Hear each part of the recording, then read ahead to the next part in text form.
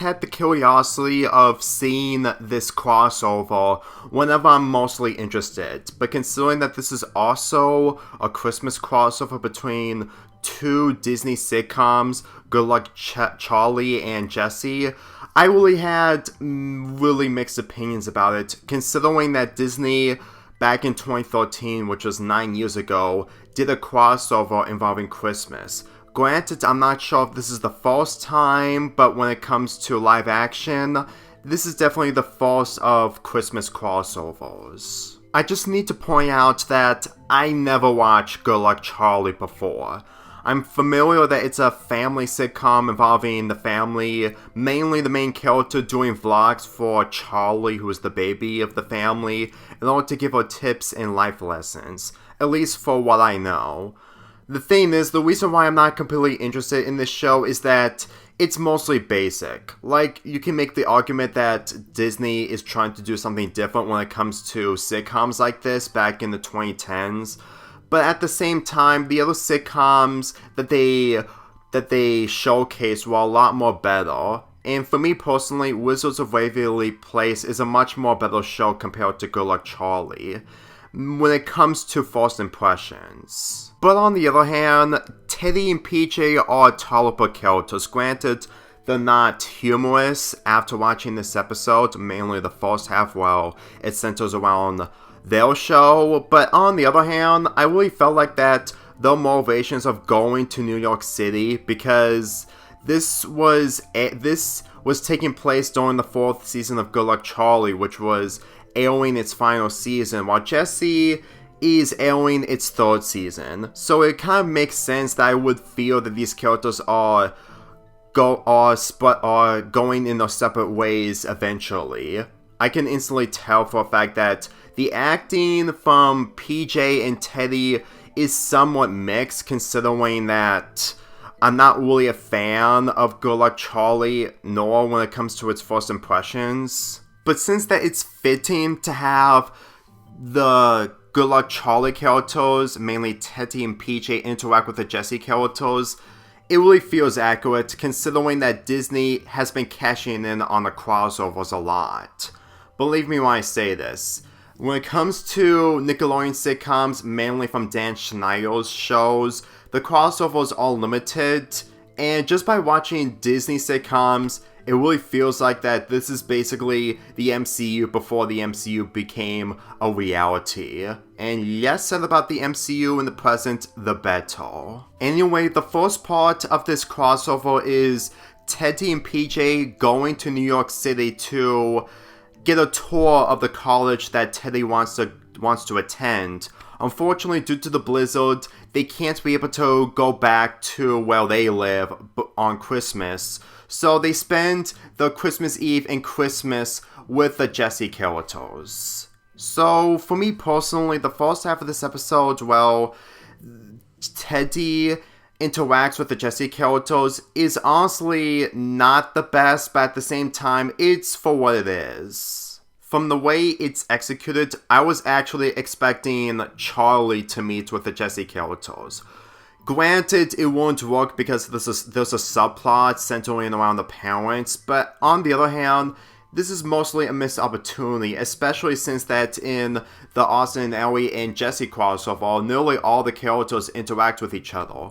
The fact that they made a huge deal of that crossover and they didn't put much effort when it comes to the characters in this crossover, it's honestly disappointing. I mean, granted, I'm aware that you can't be able to focus on every single character interact with each other for the very first time, but considering that Good Luck Charlie was during its final season by the time of this crossover's premiere, it really feels like that this could have been the biggest opportunity of Disney crossovers, but who do I know? There are so many opportunities of having Disney crossovers that even in the first crossover, Hannah Montana only appeared at the very end of the Sweet Life of Zack and Cody episode, and in the following episode, none of the characters from That's So Raven and Zack and Cody appear. Well, aside from one of the side characters from Zack and Cody, but it's not enough. PJ's plot involving his girlfriend, or friend in general, really seems like that I should have watched the show to get an understanding of it, especially since that this could have happened from the very beginning of Good Luck Charlie. And to be honest with you, this is somewhat excusable since that it's understandable for PJ's character. And I will admit that it does fit in this crossover, regardless of those no crossover aspects. It honestly feels weird knowing full well that PJ's girlfriend moved to New York City and they happen to meet each other. I mean, granted, I'm fully aware that PJ called his girlfriend, but at the same time, I'm going to assume that they just didn't know what to do with PJ in the first half of this episode, so they have him doing a hot dog stand or a corn dog stand or something, and he encounters her girlfriend. Like, that's literally the only way. I mean, I know the comedy that these shows do are way more different and juvenile compared to Dan Schneider's shows, but at the same time, it really feels like that they just didn't know what to do with PJ in this, and even if this is the final season, they could have saved this moment for a Good Luck Charlie episode afterwards. I'm just saying, the first half of this episode is the weakest part, not because of Good Luck Charlie, but it's the fact that it doesn't have anything going for it. Mainly the fact that the two characters, Teddy and PJ, don't do much other than just being stuck in a train station while the other is doing a hot dog stand or a corn dog stand.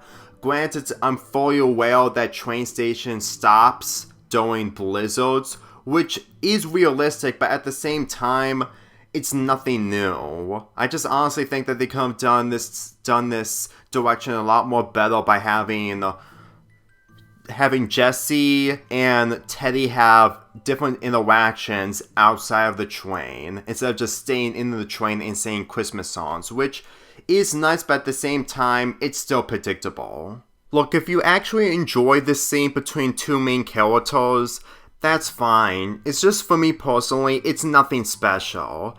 I just honestly think that it could have been a lot more better if it didn't need to happen inside of a train during the Christmas season. The subplot centers around Bob and Amy, who are the parents of the family, figuring out of what Charlie wants for Christmas because she whispered into a Santa in the mall as a secret of what she wants. If you ask me, the fact that young children who are Charlie's age do these types of decisions randomly to the point that their parents don't know, I will admit that this is actually the most realistic bit when it comes to the first half of this crossover. The way I see it, Amy and Bob in this episode really sums up with the fact that they're not the most intelligent parents. I mean, granted, Amy may be intelligent, but when it comes to Bob, for how he's portrayed in this, would it kill a sitcom to have somewhat of a normal father who actually knows what he's doing? I know that Disney sitcoms have those types of fathers in the past, but since that we come to a point that fathers in Disney sitcoms aren't the same like they used to, it really feels like that they just didn't know what to do with future fathers in future sitcoms. And the way that this is portrayed, where Bob is dressed up as Santa for the sake of trying to understand what Charlie really wanted for Christmas, maybe desperation, but at the same time, what can you do? I mean, if you have a sibling who is so young that she doesn't tell you what she wants, you will probably be in a Santa suit like Bob is in this scene. And the only reason that Charlie got what she wanted on Christmas was because of Gabe, because he's not in the Christmas spirit, and for me personally, I can relate to him. I mean, no matter how much that I enjoy Christmas, when it comes to getting gifts, it's somewhat debate if you're really into getting gifts or just wanting cash, but at the same time, I don't want cash even on Christmas. But at the same time, since that this is part of Season 4, Gabe's character in the previous seasons would have been like Corey from Corey in the House, from That's So Raven, Not Corey in the House. And I really felt like that his character in this is just basically Corey from That's So Raven Season 4. I'm just saying, there are times where I think that Gabe may be a different character than he was aside from episodes like this, but at the same time, looking at him and just doing a good deed for his longest daughter, it's always a Christmas miracle, stated by Bob himself. And at the same time, it really goes to show that even without PJ and Teddy, there's always another sibling that is willing to help out the longest sibling in the family. Granted, I could make the argument that Bob and Amy didn't do much when it comes to the subplot, well, aside from Bob doing the whole Christmas costume gimmick, but to be real with you, it really feels like that's the closest we're ever going to get something Christmas related from the parents. Then again, I would probably go on the fact that the parents would just do something Christmas related for the sake of getting a daughter or son in the Christmas spirit, while also knowing what they really want for Christmas. Entering the second half of this episode, with Teddy and PJ moving into Jessie's apartment temporarily until they get back from where they live, Jessie has set up a Christmas treasure hunt. Well, she wants all the kids to go on a treasure hunt. To be real with you, if there are so many different ways to do Christmas activities when it comes to Jessie being the nanny, anything is possible, because as far as I'm concerned, this is honestly the most unique ways to do a Christmas activity involving children, regardless if the Ross children are completely unstable. But let's be real, these are the characters that I'm highly familiar with compared to Good Luck Charlie.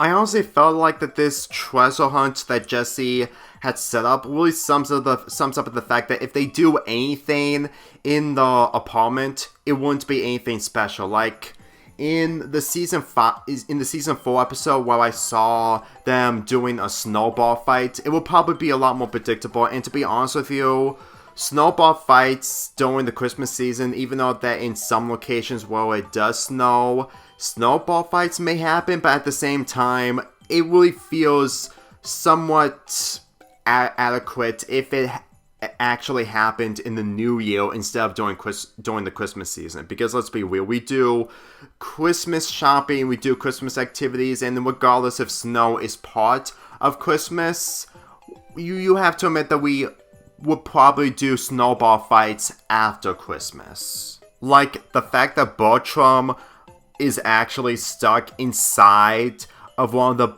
bike lockers because of the fact that Jessie is just trying to hide the gifts from anyone. Really goes to show that she had to take the rushful away by pushing Bertram inside of a locker. Like, let me tell you, this is the type of activities that I'm talking about when it comes to doing those instead of snowballing fights. I mean, granted, I understand if you do snowball fights during the Christmas season, if it did snow in your area, even during at the end of autumn, but let's be real, this is the comedy that I actually enjoy from Jessie, even if it's way more limited compared to other sitcoms. And let's not forget that they actually have a Wayne deal in this Christmas crossover.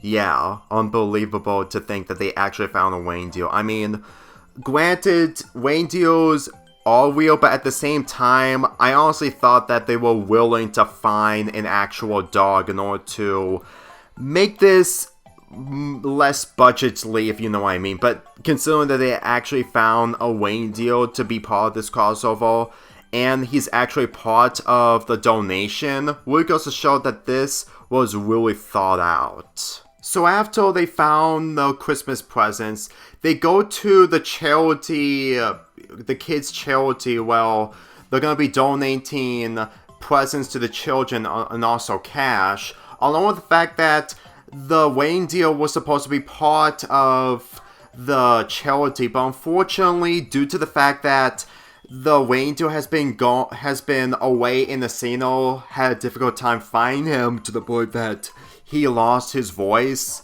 There was no other way for this charity to begin when it comes to the musical performance. And considering that Jessie is a singer herself, you can instantly tell what this is leading to. Like, even though that this is a crossover between Good Luck Charlie and Jessie, it really feels like that the second half of this episode would have been a lot more better if Jessie was being sung by one of the characters from Good Luck Charlie. But considering that for what I've known, at least, that the Good Luck Charlie characters don't sing, it will probably make this sequence difficult when it comes to entertainment. Like, granted, I'm maybe asking too much when it comes to this crossover, considering that PJ and Teddy were along with the whole treasure hunt gimmick, but it really feels like that this would have been a lot more similar to the ending of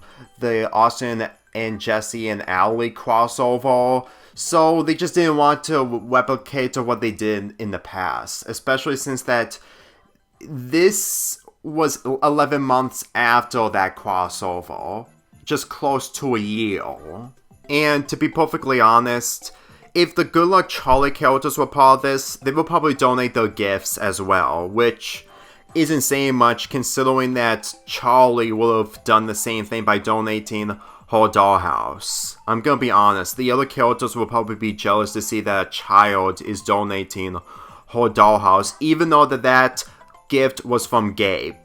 I could try to understand that this is the type of material that they want the Wasp characters to be likable, and I will admit, it really does fit the season of the holidays. But considering that most of this stuff ended up happening because of what happened last night, well, sleeping gas, which is where Luke completely jeopardized his brother's science experiments to the point that everyone just fall asleep. I honestly thought that the reindeer was the one that knocked out Jessie. I mean, violent, yes, but at the same time, that's what I immediately thought when I first watched this crossover. Though I do admit that the song that Jessie sung, despite being solo, is a good song. For me, personally, I really felt like that this song really sums up the fact that they wanted to wrap up this Christmas special by doing another song, even if it's